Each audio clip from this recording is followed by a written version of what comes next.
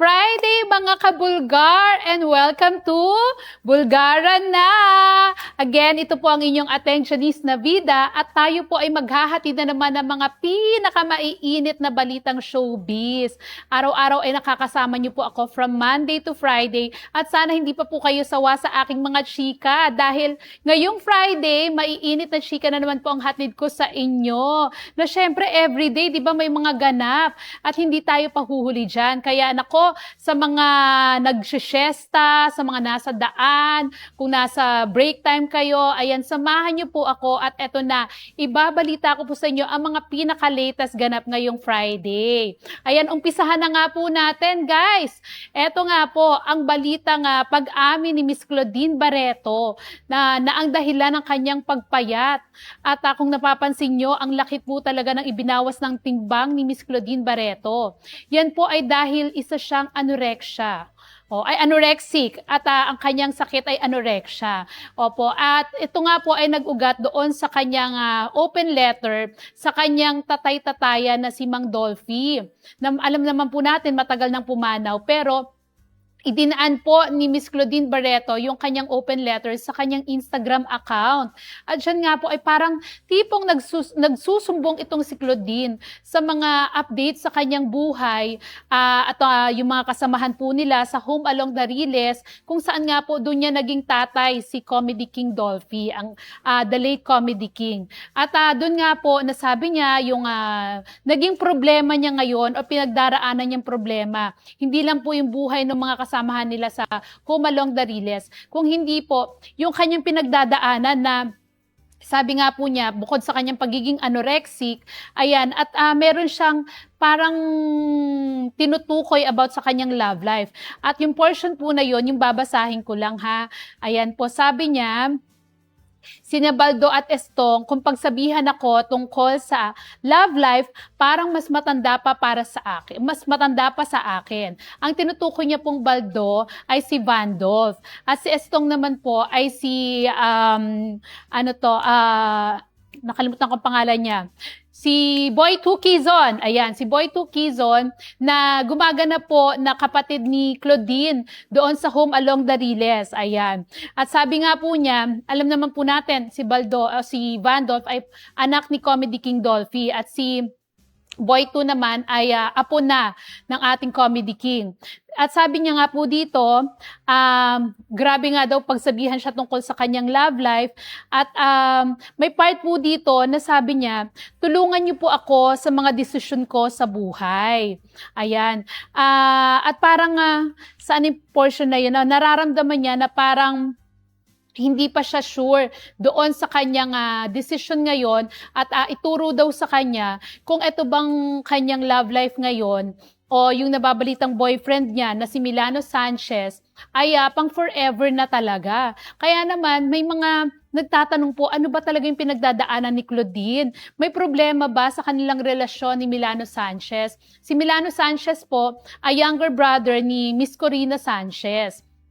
At kung matatandaan nyo nga po, parang late last year nung napabalita na naging magkarelasyon na po sila. At open naman po si Claudine dyan, although may mga times na nababalitang naghiwalay sila. Pero yung recent po, nung namatay yung mother ni Claudine, ay nandun naman si Milano to support her. Kaya napatunayan po na sila pa rin talaga. Pero ito nga po, yung kanyang pinagdadaanan na sinasabi nga niya na parang hindi pa siya sure kung ito na talaga yung guy na makakasama niya forever, 'di ba? Kaya po may mga nagdududa na ano ba ang problema ni Claudine at bakit meron na naman siyang mga ganitong hanash, 'di ba? At dinadaan niya pa sa social media. At may mga nagdududa nga rin po na baka nagiging close kasi uli sila ng kanyang ex-boyfriend na si Mark Anthony Fernandez. Kaya iniisip ng iba na baka parang si Claudine, torn between two lovers, 'di ba? Baka sinasabi lang niya na naka-move on na siya kay Mark Anthony, pero naguguluhan at nakukonfuse pa rin siya dahil may mga times na sinasabi nga niya, 'di ba, na mahal pa rin niya si Anthony, si Mark Anthony. Hindi natin alam kung as a friend or as past boyfriend na lang o baka nga dahil nagiging close uli sila, baka nanunumbalik yung feelings ni Miss Claudine. Kaya naman may mga ganito siyang hanash at itinatanong niya sa kanyang tatay Dolphy kung ito bang mga desisyon niya sa buhay ay tama, 'di ba? Nako, ako ang nakikita ko po diyan, si Claudine talaga kailangan siguro ng guidance, 'di ba? Lalo na nga po ngayong wala yung kanyang parents, 'di ba? Alam naman nating napakarami ng pinagdaanang depression ni Claudine, mabibigat na problema sa kanyang married life. Kaya Raymart Santiago, naghiwalay sila, nagkaroon siya ngayon ng bagong boyfriend. And syempre si Claudine, during the time na buhay pa yung kanyang mom and dad, doon siya talaga humihingi ng payo. Ngayon wala na rin ang kanyang tatay Dolphy, di ba? Kanino pa siya hihingi ng payo kung hindi sa mga siguro kanyang elder sister na lang si Gretchen Barreto, 'di ba? Kaya lang siguro dahil may sarili na ring buhay si Gretchen, hindi na rin siya laging naaasikaso o hindi sila nakakapag-bonding. Pero ako siguro yung mga friends ni Claudine, ano man lang ba yung simpleng kumusta, tapos bigyan nyo ng panahon si Claudine na pakinggan kung ano mga pinagdadaanan niya, 'di ba? Kasi nung time naman na nasa peak talaga ng career si Claudine, napaka-giving niya talaga, hindi lang sa kanyang family kundi pati sa mga friends. Ang dami niyang natulungan, yung mga pamangkin niya na pag-aral niya. Pero bakit nga naman na parang nung dumating sa kanya yung mga down moments ng kanyang buhay, 'di ba? Parang isa-isang nawala yung mga nasa paligid niya, 'di ba? Mabuti na nga lang ngayon at kahit papaano naaaliw siya at nalilibang doon sa kanyang taping ng Totoy Bato, 'di ba? At kung mapapansin niyo, panay ang TikTok ni Claudine, 'di ba? Parang 'yun na lang 'yung nagiging ano niya, outcome ng kanyang doon niya na ilalabas 'yung kanyang mga parang depression, doon niya nalalabas 'yung kanyang lungkot, 'di ba? At least may mga ganun siyang moments. So sana sa mga kaibigan ni Claudine, 'di ba, konting kumusta lang. Siguro naman hindi naman malaking kawalan kung bibigyan nyo ng oras na pakinggan si Claudine. Ayan. So Claudine, on your part siguro dasal lang din at lagi lang magtiwala kay Lord. Oo. Huwag na natin tawagin si Saint Alvin at baka iba yung maipayo niya sa'yo, no? Mag-pray na lang diretso kay Lord. Okay? Ayan, sa mga gusto pong mag-comment, feel free to comment po sa ating page, Bulgar Facebook page, at mamaya babasahin po natin yan. Ayan, nakita ko na si Chris Galvez, ha? Oo, hello, shout out to Chris Galvez na nakatutok sa atin ngayon. Okay, yung atin pong next issue, eto na, Diyos ko, kala natin tahimik na ang lahat. Pero eto nga po, may bagong development dito sa issue between Michelle Marquez D and sa vlogger na si Sian Gaza. Dahil eto nga po, very fresh, at binalita po ng abogado ni Michelle Marquez D na si Attorney Maggie Abraham na gusto nilang humingi ng red notice sa Interpol. O eto pong red notice na sinasabi, ito po yung request na kung sino man po yung mga kinasuhan na nasa ibang bansa ay mapauwi dito sa Pilipinas para po harapin yung kasong isinampa laban sa kanila. At katulad nga po ng mga nasabi na natin ng mga nakaraang linggo, di ba? Etong si Sian Gaza ay nasa ibang bansa ngayon, kaya malakas ang loob na magsalita at tuloy-tuloy sa kanyang mga banat kay Michelle Marquez D na nagdemanda nga po sa kanya ng cyber libel. At para po sa kaalaman ng mga hindi nakatutok masyado sa isyong ito, nag-ugat po ito doon sa pambubugbog di umano ni na Michelle, Rian Ramos at Sam Panlilio doon sa driver ni Rian. At kung hindi nga po alam ng iba, nagkaroon po ng mga messages si Sian Gaza sa kanyang Facebook page kung saan ibinubulgar niya yung mga kaugnay na issue dito kay Michelle Marquez D. At kaya po siya pinaratangan na nagkakalat ng fake news. Ayan. Para lang po sa kalinawan, di ba? At ito na nga po ngayon, ang hinaabangan ng kampo ni Michelle D ay sana nga po mapagbigyan yung kanilang request, di ba, sa Interpol na mabigyan ng red notice etong si Sian Gaza. Pero ito upon checking 3 hours ago, mukhang ayaw talagang magpatalo ni Sian Gasa dahil may bago na naman po siyang post bilang sagot dito sa request nga po na red notice laban sa kanya. At doon po ay ipinost niya yung mga offenses na pasok lang doon sa pagre-request ng red notice. At parang ine-explain niya po dito na yung kanyang sinampang kaso sa kanya ay hindi po pasok doon para mapauwi siya ng Pilipinas. Pero tignan po natin, dahil alam naman po natin si Michelle D ay malawak ang koneksyon bilang siya ay apo ng isa sa mga Chinese na may-ari po ng malalaking bangko dito sa Pilipinas. So hindi lang siya basta simpleng beauty queen. Naku, kung uugatin po natin yung angka ni Michelle D ay isa po sa mga powerful din talaga, lalo na po sa Chinese community.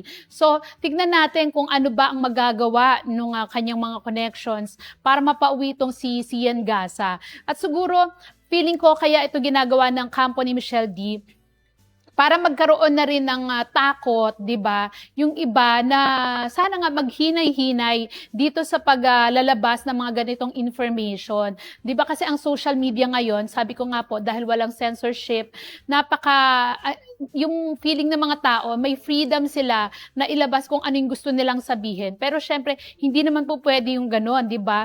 May mga taong nasisira, nadadamay, naaapektuhan. So kailangan pa rin po maghinay-hinay tayo. At yan na nga din po ang mukhang mangyayari dito sa pangatlong issue natin. Oo, dito sa pangatlong issue natin, tungkol naman po sa pagsasampa rin o planong pagsasampa ni dating Senator Manny Pacquiao, ang ating pambansang kamao, ng patong-patong, not just one patong-patong na kaso laban dito sa controversial internet personality na si Francis Leo Marcos. Ayan, kung matatandaan niyo po itong Tuesday lang, 'di ba? Ay dinampot ng CIDG si Norman Mangusin o Francis Leo Marcos na dahil po sa kasong unjust vexation. May 12 counts pong unjust vexation cases na isinampalaban sa kanya dahil nga po dun sa mga inilalabas niya sa kanyang vlogs, 'di ba, sa kanyang social media accounts. At ang recent nga po or isa sa mga biktima ay si Senator Manny Pacquiao na kamakailan lang parang may na-post siya na sabi niya nga po may $30 million na utang sa kanya itong si Senator Manny. 'Di ba? Pero ang mas mabigat pa po diyan ay yung binitawan niyang panlalait o statement dito sa nirerespetong nanay ni Manny Pacquiao. Alam naman natin kung gaano kamahal ni Manny ang kanyang ina na si Mami Junisha Pacquiao. At para bastusin mo, 'di ba? Parang sinagad mo na si Manny Pacquiao. At mabuti nga ay hindi siya sinuntok ni Manny dahil kung hindi na siya aabot sa korte, 'di ba? Baka doon pa lang tulog na siya. Pero ayan nga po, ang nakakatuwa ay dinaan pa rin ni Manny Pacquiao sa tamang proseso ang kanyang mga plano at balak niya nga pong sampahan ng multiple cases itong si Francis Leo Marcos. Dahil guys, hindi naman biro na tinawag niya o ikinumpare niya si Mami Junisha na mas masahol pa raw sa baluga. 'Di ba? So para ka tawagin na ganito ng isang taong hindi mo kakilala, hindi mo nakikita ng personal para i-judge ang nanay mo, hindi pwedeng palagpasin ito ni Manny Pacquiao. Kilala natin si Senator Manny kapag usapang ina na, lahat talaga ibibigay niya at kung siguro patay kung patay para ipagtanggol niya si Mami Junisha, 'di ba? Siguro kung siya lang, mapapalagpas niya pa pero ito nga yung ganitong tawagin si Mami Junisha na mas masahol pa sa baluga. Grabe na 'yon, 'di ba? So, hindi natin alam kung saan aabutin o saan hahantong itong si Francis Leo Marcos, pero siguro ngayon niya na-realize yung kanyang mga pinagagagawa, 'di ba, na ang kalayaan at karapatan po natin sa pagpapahayag sa social media ay may limitasyon. At kung ito po ay nakakasakit na ng ating kapwa o nakakapanira na tayo ng damdamin, ng mental health, di ba? Hindi na po ito nakakaganda. Kaya sa tingin ko po si Senator Manny Pacquiao, kahit pa sabihin nating Christian at nagpapatawa, di ba? Sabi nga ni Alvin Aragon, di ba? Parang ang mga Christian kapag mga gantong issue, natututong magpatawad. Pero sa kaso ni Manny Pacquiao, mukhang sasampahan niya talaga ng kaso at tutuluyan niya itong si Francis Leo Marcos at tuturuan niya ng leksyon. 'Di ba? Syempre, iba ang batas sa usapin ng religion. Kaya kahit pasabihin natin Christian siya at mapagpatawad siya, mapagpakumbaba, ibang usapin naman po to. Kailangan talaga na may masampulan, na may maturuan ng leksyon para hindi na pamarisan pa. Lalo na po ngayon, di ba, na syempre ang social media, kahit ang mga kabataan, nababasa po yan, di ba? At pag hindi po natin itinuwid, akala po nila okay lang. Akala nila for content, kung makapanlait sila ng tao, kung makapagsalita ng masasakit sa kapwa nila, di ba? Akala nila okay lang dahil nakaka-gain sila ng engagement. Pero ang hindi po nila alam, nakakasira na po sila ng buhay. Lalo na po yung mental stability nga po ng mga naaapektuhang mga nilalang na nilalait po ng mga bashers sa social media. Di ba? Ganyan po ka-powerful ang effect po ngayon ng internet at ng social media. Kaya sana po maging lessons po itong mga sinasabi natin para po at least maiwasan din po natin yung demandahan, lalo na po usong-uso yan ngayon, di ba? Ang dami nga usapang demanda. Anyway, ayan, nako, ang bilis naman po ng oras. Oo, malapit na naman tayo magtapos. Pero basahin po muna natin yung mga comments. Ayan ang mga nagparating sa atin. Paki-ano lang po para mabasa ko. Ayan, nawala yung ating e-shot board. Shot board, Ayan, si Sis Doyet. Nako, thank you Sis Doyet sa araw-araw mong panonood dito sa Bulgaran na. Asan na? Nawala yung ating copy. Ito. Ayan, si Chris Galvez, of course. Si Ate Evelyn Navida. Okay, Ate Evelyn, hello. Ayan, yan. Ayan, yan. Si Ate Evelyn Navida na all the way from Laguna. Tama ba, Ate Evelyn? Oo, ayan. From Santa Rosa, Laguna. Hello sa iyo dyan. Of course, kay Joshua Buendia na everyday ding nanonood sa atin. Ayan, happy birthday to you, Miss Beautiful Girl, Ma'am Megan Yang. Wow, birthday pala ni Megan Yang ngayon. And to advance happy birthday to you tomorrow. Sino to? Miss Gianna Llanes. Philippines Water 2020 Miss Gianna Llanes. Ayan, happy birthday din sa iyo. Wala na, mukhang kukonti yung pa-birthday ni Joshua Bendia ngayon Ayan, maraming salamat. At sa aking mudra na nakatutok ngayon, Mama Yoli de Los Santos, thank you. At sa aking Tita Grace de la Rosa, thank you. Kay Girl Goodes na nakatutok din sa atin everyday, maraming salamat, girl. At sa mga, of course, sa ating mga kabulgar na ang ating big boss na si Ma'am Leonida Season, natapos na ang bakasyon kaya balik trabaho na uli. Sa ating boss na si Ma'am Michelle at Sir Ryan Season. Ayan, hello po. And thank you for watching. Kaya Gov Vilma Santos, of course, na laging nakatutok sa ating mga vlogs at talagang nagko-comment sa ating mga posts. Napakagaling sumayaw talaga ni Ate V. Nakakatuwa. Sana maturuan tayo ni Ate V, no? Ganun talaga. So, and si Ma'am Ray Tan of Beauty Derm. Hello, Ma'am Ray. Thank you for my beautiful skin. Ayan, nakilala ko ang Beauty Derm dahil kay Ma'am Ray. Kay Maring Dates Gana and Tintin. Ninang Christy Fermin, of course, na love natin kahit hindi natin araw-araw na nakikita. Ninang Orlinda Rapadas at Ate Essie Rapadas. Tita Token Lizares and Daughters of St. Paul. Ayan na laging nakatutok sa ating mga vlogs. Hindi lang po dito sa Bulgaran na pati dun sa Spill the Bee. Ayan, si Tito Nestor Cuartero na ayan, kinukumusta tayo at nakatutok na rin siya. Si Tito Nestor po ay isa sa mga MTRCB board members. Kaya, nako, napakagaling talaga ni Tito Nestor. Thank you, Tito Nes. Sa aking friend na si Jade Patenya ng Toyota Marikina, sa aking elementary classmate pa na ngayon talaga, napapanood niya ako lagi kaya nangungumusta rin. Si Rowena Sailson, sa aking kumaring Mel Balyanera, kay Alan Sangkon, kay Mary Rose Antazo ng People's Balita, na editor-in-chief po siya ng People's Balita. At isa rin po siya sa mga nagko-congratulate sa ating bagong show dito sa Bulgar. Thank you, kapatid, sa Majel na, of course, aking mga high school classmates, kay Tita Ana Marie Bonifacio, ayan, kay Tita Josie, Jojit, Mitch and Girl, Ma'am Nympha Joy, Mabel, Jenny, Mars, Justin and Brian, kay Ate Feli Nang and Ate Liza, Tinta Mayo, Susan Ricafort, Ma'am Lizelle, SG Lorenzo and Kuya Leo, at yung mga, sino pa yung mga hindi ko nabasang comments, kay Ate Rowena, oo, ang dami raw nagsha-shout out, pwedeng pa flash lang sa screen, ito. May mga hindi ko kasi nakikita. Ayan, kay Ate Rowena Santos ng Isabela, Santiago City, Isabela. Thank you. Kay Shine, wow, ang ganda ng outfit mo, Ateng. Like it. Thank you, Shine. Na-miss ko si Shine ngayon. Si Shine ang ating director dito sa Bulgaran na. Pero ngayon nakasab po sa kanya si Direk EJ. Tama po ba, EJ? Ayan. Si Christine Marish Flores. Ayan. Thank you. Happy Friday, Ateng. Nako, ang daming mga nagko-comment sa atin. Maraming salamat po sa lagi niyong pagtutok.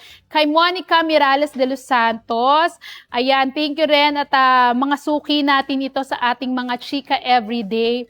At sa aking mga kasamahan din sa showbiz, mga co-reporters natin, si Ateng Julie Bonifacio, ayan na makikita natin. And guys, bago ko pala makalimutan, tonight na po ang inaabangang Being Ice Live ni Ice Sigera sa New Frontier Theater. Kaya maya-maya po, kita-kits tayo dyan. At ako, excited na po ako mapanood si Direk Ice dahil meron po siyang bagong kanta, yung Ikaw ang Wakas, na gusto ko nang marinig dahil parang ito na yung susunod dun sa kanyang pagdating ng panahon. Dahil ang kanyang pong bagong album ay tamang panahon na. So nakita niya na po, di ba kay Shirley Zadinho, ang kanyang hinahanap. So mamaya kita-kits po tayo sa New Frontier Theater para sa Being Ice Live concert ni Ice Sigera. Ayan. And sa Sunday po, wag niyo pong kalimutan ha. Oo, sa Sunday po, wag niyong kalimutan ang Spill the Bee, 6 p.m. po. At may bago na naman po kayong huhulaang magandang aktres na bumili po ng worth more than 100 million, hindi thousand, worth more than 100 million condo sa isang sikat na na luxury place sa bandang south. Ayokong sabihin kasi baka matukoy na. Abangan nyo na lang po sa Sunday. Pa-teaser lang po muna yan, guys. Oo. Ayan, may mga pahabol pang comments kay Mary Rose Antazo. Ayan, thank you for the greeting, sabi niya. And happy Friday, Sis Janice. Love your program. Maraming salamat, Mary Rose Antazo, sa ating sister. Okay? So, guys, wala po tayong Bulgaran na bukas. Pahingan nyo po yung inyong mga tenga para ma-miss nyo naman po ako kahit papano. See you again on Monday, of course. At syempre, ang Bulgar, wag nyo pong kalimutan. Ayan. At by the way, available na rin daw po kami sa 7-Eleven ngayon. Kaya kung wala po kayong makitang mga newsstand sa inyong mga sa kanto, yung mga nagtitinda, mabibili nyo na po ang Bulgar sa 7-Eleven. Ayan, ang bongga, di ba guys? So, eto na nga po, magpapaalam na ako. Maraming salamat po sa lahat ng mga tumutok sa ating Bulgaran na ngayong Friday. And see you again on Monday. Same time, 3 p.m. At magchikahan uli po tayo. Maraming salamat. Ito si Ateng Janice Navida ng Bulgaran na. Bye-bye po.